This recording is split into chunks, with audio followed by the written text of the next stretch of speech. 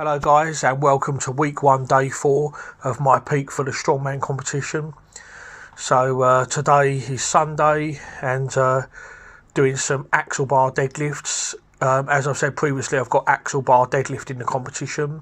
So here I'm doing some deficits, just standing on a little 12-inch box.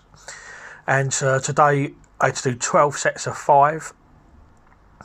Only 112.5 kilos, so only 40% of my max axle deadlift, but just getting some volume and lots of practice in.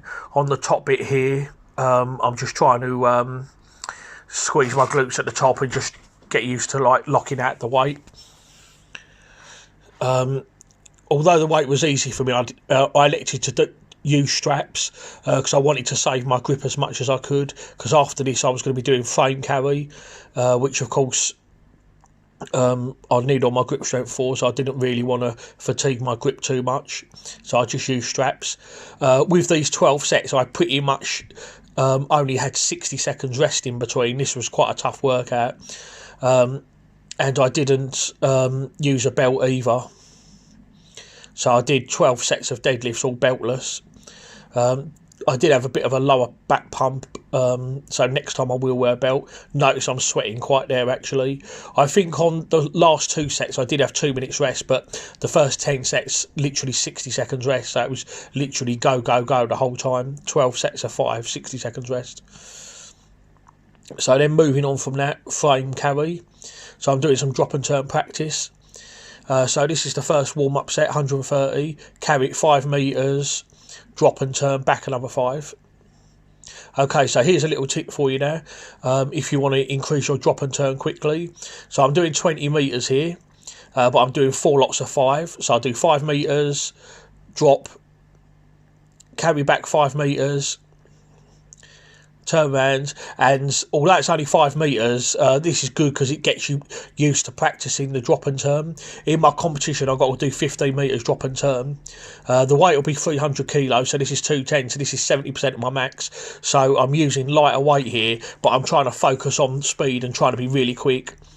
I've never actually trained quite this way before, but again, like I say, to just work on that drop and turn and be fast at it. So on the first set I did 19.91 seconds. On this second set I was a bit quicker, 19.25, and doing 3 sets of this, just like I said, working on speed. And now this is the last set, the third set now. So again, the weight is the same for all the sets, and we're just carrying it 5 metres. This time I managed to get really fast. I managed to do it in just over 17 seconds. So with each set, I'm just working on trying to get faster and faster and faster, so that hopefully when the competition comes I'll have the speed to be able to move quickly. So like I say, that's a little tip for you if you want to get good at drop and carry. Use a smaller distance and just try and drop and carry as much as you can. Now another thing I've got in my competition is 3 sandbags over a yoke bar. So here I'm doing a bit of loading. I'm starting with light items at first, and then I'm going to build up gradually. So 2 items, a 40 kilo sandbag and a 65 kilo keg. So I thought I'll try these first just to see how I get on. And yeah, 24.81 seconds. So I thought I'll do 3 sets of this, and with each set I'm just trying to work on getting quicker, just practicing that technique of trying to just get faster really. Pick everything up in the most efficient manner and get going as quickly as I can. Trying to keep low rest periods and all in between sets. This was quite a bit of a pain to set up, and then of course once they're there I've then got to bring them down and bring them back to the start line. So here we're on the third set. Now I'm down to 20.88 seconds. The first one was 24 seconds. I believe the second set was about 21, so I've managed to bring my time down to 20.88. So with each set I have been able to get faster, so that's good. So I was quite happy with this 20.88, so that was alright. Loading them to 60 and 57 inch platforms. So I upped the ante a bit on the 4th set and decided to use a 65 keg and then a 90 keg. Kegs are a pain in the arse, they're really hard to carry, so I know if I can do well on these, sandbags should be alright. So that's the 65 keg to 57 inches. Now I'm coming back for 90. So this was 34.56 seconds. a bit slower than I would have liked, but that 90 keg is tough. That was tough to lift.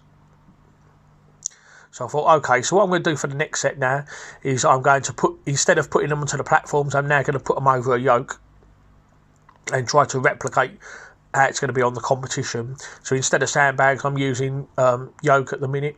No, sorry, I'm using kegs instead of sandbags, but I will switch to sandbags. So that's the first one. I'm just moving it out a little bit further because I just want to make sure that the other keg doesn't land on it and damage it. I've also put some soft padding down. I don't want to have to chuck them on the floor and risk damaging them or damaging the floor, so I've put them on the padding there. So there we are, so that's that one done. And now what I've done is I've used 117 sandbag. And yeah, just chuck it over the 54 inch bar, trying to carry it 10 metres. At first I thought it was just carrying it over the yoke, because if you watch my video before you'll notice that I did it over the keg, but then I spoke to the guy that's running the company. He said no, I think it's you're going to have to carry it 10 metres and then put it over the yoke, so that's what I'm trying to do here. That sandbag's open a bit, that's why I was a bit slow with the pickup there, but once I got it, it was alright. So it's really nice. I feel really great and confident knowing that I can do that sandbag on any given day. Okay, so that's the end of the video. Thank you guys for watching, and the next video will be uploaded soon. Please don't forget to like and subscribe, and see you soon.